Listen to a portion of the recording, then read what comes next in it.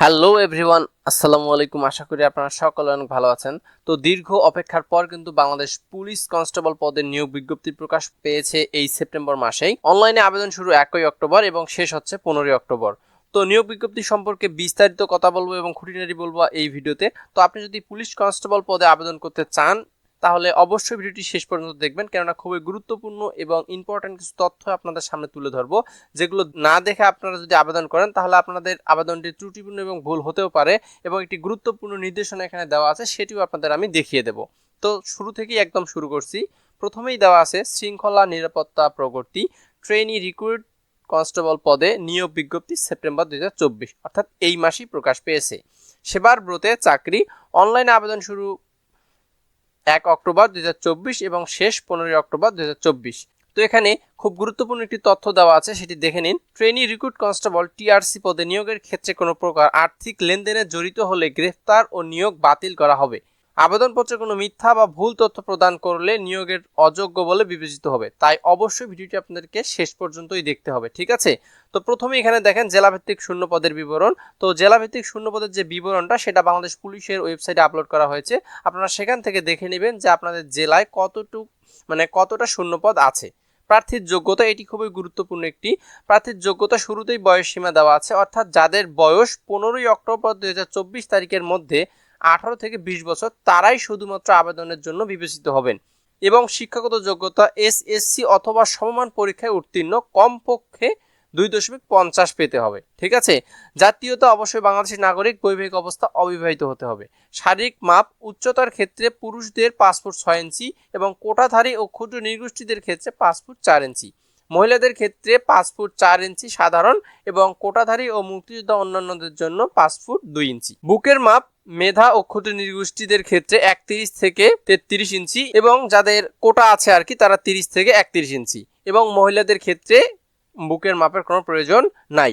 ওজন হচ্ছে আপনার বয়স ও উচ্চতা অনুযায়ী, ঠিক আছে? অর্থাৎ আপনাদের বিএমআই নর্মাল হতে হবে। এইটা কিন্তু ভালো করেই খেয়াল রাখবেন। আপনাদের যে ওজন বেশি এবং কম তারা এই কয়েকদিনের মধ্যেই কিন্তু চেষ্টা করলে তাদের ওজন নিয়ন্ত্রণে নিয়ে আসতে পারবেন। দৃষ্টিশক্তি অবশ্যই 6/6 হতে হবে। অনলাইনে আবেদনের নিয়মাবলী, অনলাইনে আবেদন করতে গেলে আপনাদের police.tiltok.com.bd এই ওয়েবসাইটে ঢুকে আবেদন শুরু করতে হবে। কিন্তু মনে রাখবেন আবেদন শুরু হবে কিন্তু 1 অক্টোবর, শেষ হচ্ছে 15 অক্টোবর।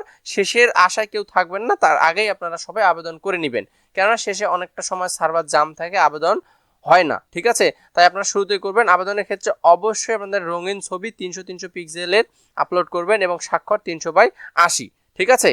তারপর হচ্ছে আপনাদের নির্বাচন পদ্ধতি। তো নির্বাচনী পদ্ধতির ক্ষেত্রে আপনাদের নির্ভুলভাবে প্রথমে আবেদন করতে হবে। সেটা হচ্ছে প্রিলিমিনারি স্ক্রিনিং, অর্থাৎ আপনাদের নির্ভুল যদি আবেদন থাকে তাহলে আপনারা এডমিট কার্ড পাবেন এবং এডমিট কার্ডের 2টো কপি অবশ্যই ডাউনলোড করবেন, ঠিক আছে?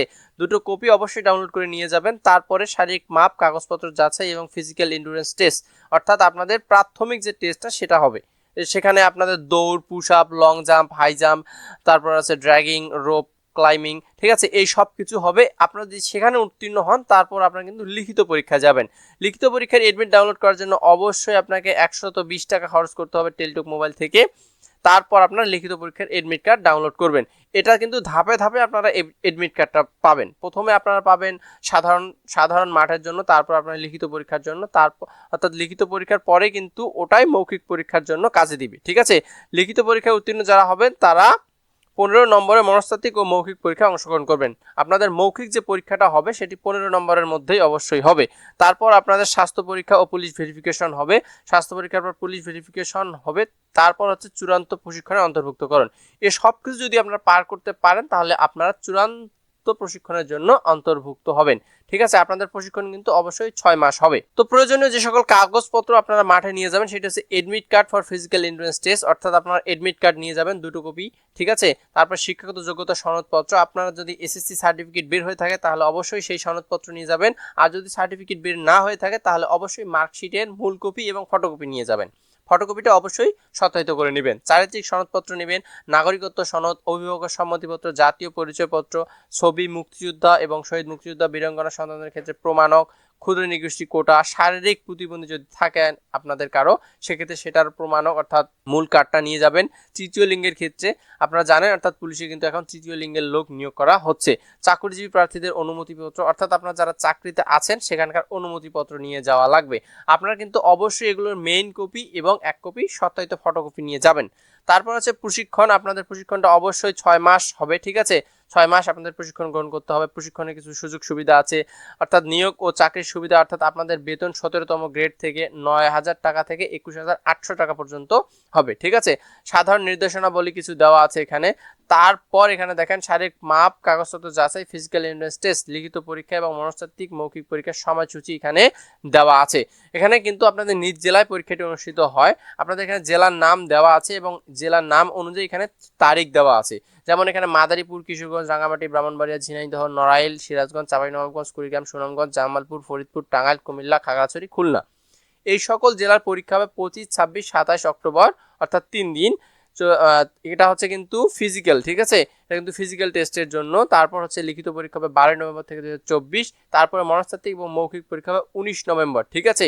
একটা লম্বা সময়ের মধ্য দিয়েই কিন্তু পরীক্ষাটা হবে, একদিনেই কিন্তু সকল পরীক্ষা হবে না। একদিন হবে আপনাদের ফিজিক্যাল টেস্ট, আরেকদিন হবে লিখিত পরীক্ষা, আরেকদিন হবে মনস্তাত্ত্বিক এবং মৌখিক পরীক্ষা। তো আশা করি ভিডিওটি আপনাদের জন্য হেল্পফুল হয়েছে। এরপরেও যদি আপনাদের কোনো প্রশ্ন থেকে থাকে যে ভাই আসলে আমার বয়স যাচাই বাছাই বা অন্যান্য কোনো যে কোনো প্রশ্ন থাকলে আপনারা কমেন্টে জানাবেন, আমি অবশ্যই আপনাদের সকল প্রশ্নের উত্তর দেওয়ার চেষ্টা করি। তো দেখা হবে নতুন একটি ভিডিওতে। অবশ্যই চ্যানেলটিকে সাবস্ক্রাইব করবেন, কেননা এখানে চাকরির প্রিপারেশন সম্পর্কে, চাকরির যে নিয়োগ পরীক্ষার প্রশ্নগুলো দেওয়া থাকে সেগুলো সমাধান করে দেওয়া হয়। আপনাদের পরীক্ষার প্রস্তুতি নিতে অনেক হেল্পফুল হবে।